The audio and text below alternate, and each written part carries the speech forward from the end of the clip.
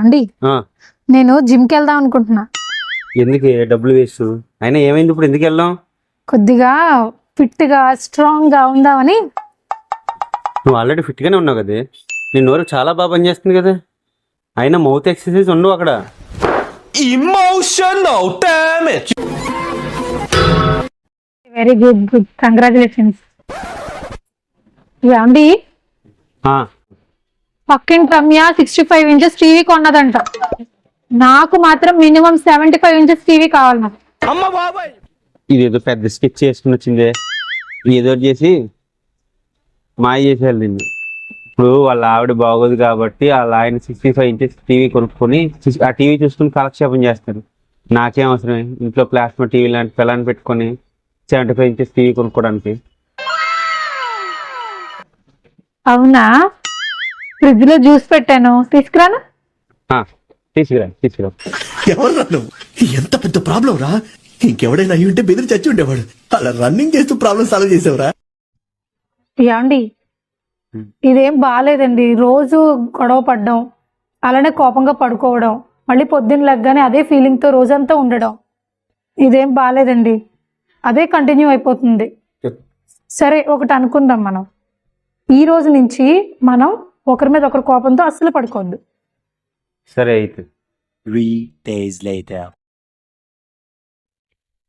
దేవి coffee పెట్టవే, పడుకొని 3 రోజులు అయింది. దేవి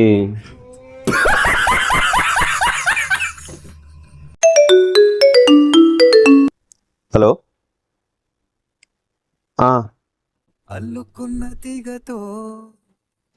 ఏమైందండి?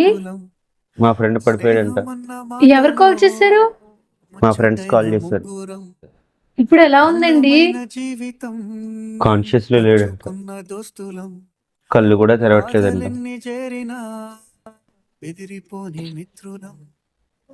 చిన్నప్పటి నుంచి ఫ్రెండ్స్ మేము, అయినా నన్ను వదిలేసి. అయితే ఇప్పుడు మీరు అర్జెంట్ గా మీ ఫ్రెండ్ దగ్గరికి వెళ్ళండి. నీకేదో అర్జెంట్ వర్క్ ఉందన్నావు కదా. అదేం పెద్ద అర్జెంట్ ఏం కాదులేండి, మీరు వెళ్ళండి.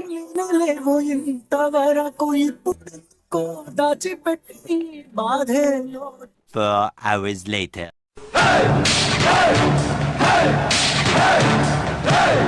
ఆ స్మెల్ ఏంటి? ఎక్కడికి వెళ్ళి వస్తున్నారు? ఫ్రెండ్స్ దగ్గరికి.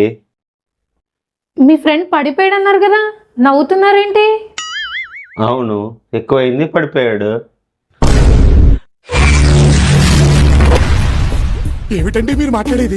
మరి ఇంకేంటి, ఏదో అయిపోయినట్టు పెద్ద అంత ఎమోషనల్ అయిపోయారు ఇందాకడ. చిన్నప్పటి నుంచి ఫ్రెండ్స్ మేము, నేను లేకుండా తాగి పడిపోతే ఎమోషనల్ రావరా?